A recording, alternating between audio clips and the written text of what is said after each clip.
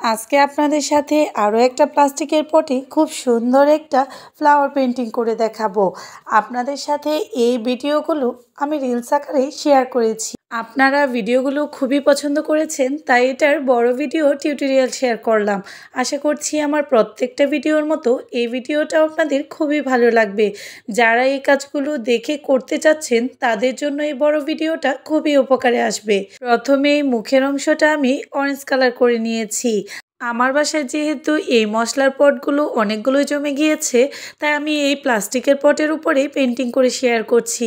আপনাদের বাসায় যে কোনো পুরাতন পটকেও কিন্তু চাইলে এভাবে পেন্টিং করে নতুন করতে পারেন। যদি বেশি পুরাতন হয় তাহলে পুরোটার মধ্যে আগে যে কোনো একটা কালার করে নেবেন, তারপরে ডিজাইনগুলো করবেন, দেখবেন দেখতে আরও বেশি সৌন্দর্য লাগছে। এখানে অন নাম্বার তুলির সাহায্যে আমি প্রথমে অরেঞ্জ কালার দিয়ে গোলাপ ফুল আঁকার চেষ্টা করেছি। একদম সহজে যারা পেন্টিং করতে পারেন না তারা চাইলেও আজকের ভিডিওটা দেখলে খুব সহজেই এই গোলাপ ফুল পেন্টিংটা করে নিতে পারবেন। আমি দুইটা শেডে এই ফুলের পেন্টিংটা করেছি। মুখের অংশে যেহেতু আমি অরেঞ্জ কালার করেছি, তাই এখানে রেড কালার দিয়ে একটা গোলাপ এঁকে নিচ্ছি।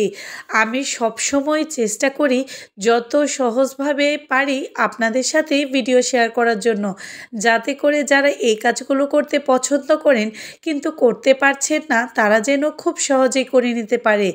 এখন একটা ডার্ক গ্রিন কালার দিয়ে আমি কিছু পাতা এঁকে নেব। একদম ছোট ছোট করে আঁকছি যাতে করে দেখতে ভালো লাগে।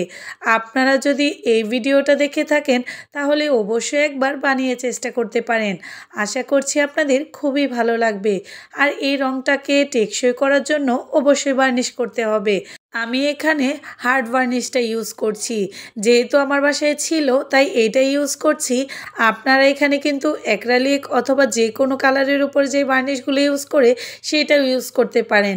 কিন্তু মশলার পটটা যেহেতু আমাদের অনেক দিন এটা ব্যবহার করা হয় রান্নাঘরে, প্রচুর পরিমাণে ময়লা হয়ে যায়, তাই হার্ড ভার্নিশটা কিন্তু অনেকটা সময় এই রংটাকে দীর্ঘস্থায়ী করে রাখে, মানে অনেকটা দিন এটাকে ভালো রাখবে।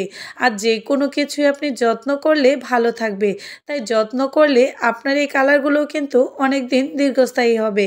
কিন্তু এই কালারগুলো যে একটা সময় না একটা সময় নষ্ট হয়ে যায়, তারপরেও শখের জিনিস যত সুন্দর করে রাখা যায় ততই ভালো লাগে।